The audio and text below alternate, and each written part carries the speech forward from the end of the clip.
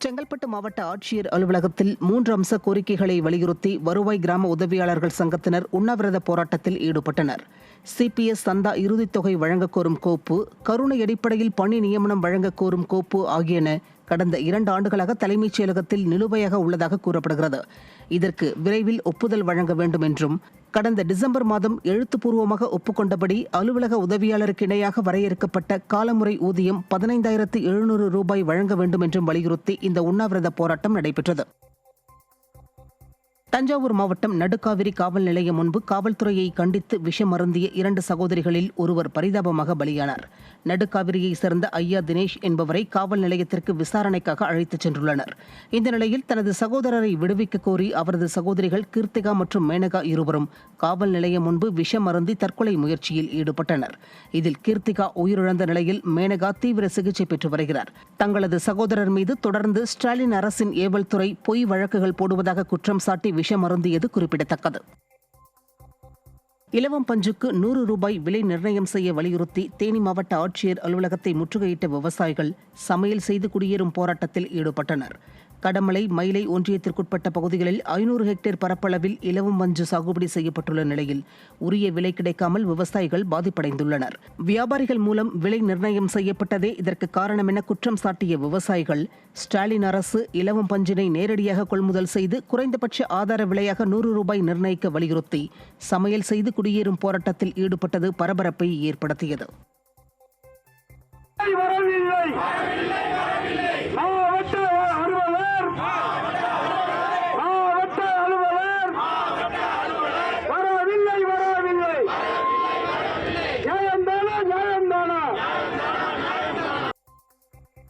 அப்படி பச்சை குழந்தைய, பால் குடிக்கிற குழந்தைய வச்சு வேலை செஞ்சு நாங்கள் சம்பாரிச்ச பணத்தெல்லாம் நாங்கள் இது வரைக்கும் பயன்படவே இல்லை.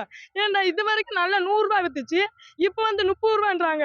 என் பிள்ளை வளர்ந்து வரும்போது அது படிப்பு செலவு கூட காசு இல்லாத அளவுக்கு நாங்கள் இப்போ நிற்கிறோம். கடனை வாங்கி அந்த கடனுக்கு வட்டி கட்ட முடியல எங்கனால. அந்த வட்டிக்காரங்க வந்து வீட்டில் வந்து கேட்கும்போது நாங்கள் வட்டி பணம் கட்ட முடியல, எங்கள் பஞ்சு இல்லாமல் கிடக்கும், எங்கள் பஞ்சுக்கு விலை போகலை, காற்றுல பறந்துக்கிருக்குண்டா, நீ உன் பணத்தை வச்சு என்ன, நீ உன் பஞ்சை வச்சு என்ன செய்யறது, என் பணத்தை கொடுன்னு கேட்குறாங்க. செங்கல்பட்டு மாவட்டம் பெருங்களத்தூரில் செயல்பட்டு வரும் தனியார் நர்சரி பள்ளியை மூடக்கூடாது என கூறி பள்ளியை முற்றுகையிட்டு பெற்றோர்கள் முழக்கமிட்டதால் பரபரப்பு ஏற்பட்டது. தனியாருக்கு சொந்தமான பிரின்ஸ் நர்சரி பள்ளி விரைவில் மூடப்பட உள்ளதாக தகவல் வெளியானதை அடுத்து பள்ளிக்கு படையெடுத்த பெற்றோர்கள் தங்கள் குழந்தைகளின் எதிர்காலம் கடுமையாக பாதிக்கப்படும் என்பதால் பள்ளியை மூடக்கூடாது என கூறி ஆசிரியர்களிடம் வாக்குவாதத்தில் ஈடுபட்டதால் பரபரப்பு ஏற்பட்டது. பள்ளியை மூடுவதில் உறுதியாக இருக்கிறோம் என நிர்வாக தரப்பில் தெரிவிக்கப்பட்ட நிலையில் தனியார் பள்ளியை அரசே ஏற்று நடத்த வேண்டும் என பெற்றோர்கள் கோரிக்கை விடுத்தனர். திருவள்ளூர் மாவட்டம் திருத்தணி ஒன்றியத்தில் தூய்மை பணியாளர்கள் நியமனம் செய்வதில் முறைகேடு நடைபெற்றுள்ளதாக கூறி வட்டார வளர்ச்சி அலுவலகத்தில் தூய்மை பணியாளர்கள் தர்ணாவில் ஈடுபட்டனர். திருத்தணி ஒன்றியத்தில் 25 தூய்மை பணியாளர்கள் நியமிக்கப்பட்டனர். இவர்களின் பெயர்கள் பட்டியலை கடந்த 3ஆம் தேதி வட்டார வளர்ச்சி அலுவலர் வெளியிட்டார். அதனைத் தொடர்ந்து 5ஆம் தேதி ஏற்கனவே வெளியிடப்பட்ட பெயர் பட்டியலில் எவ்வித முன்னறிவிப்பும் இல்லாமல் 6 பேர் பெயர்கள் நீக்கப்பட்டு அதற்கு பதிலாக புதிய 6 பேரின் பெயர்கள் இடம் பிடித்தது. திறனற்ற திமுக அரசின் அதிகாரிகள் லஞ்சத்தில் திளைத்திருப்பதாக குற்றச்சாட்டு எழுந்துள்ளது.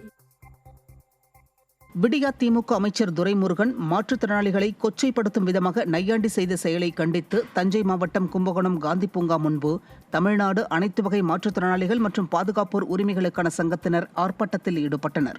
மேலும் துரைமுருகன் மன்னிப்பு கேட்காவிட்டால் மாநிலம் தழுவிய அளவில் போராட்டம் தீவிரமாகும் என்றும் அவர்கள் எச்சரிக்கை விடுத்தனர்.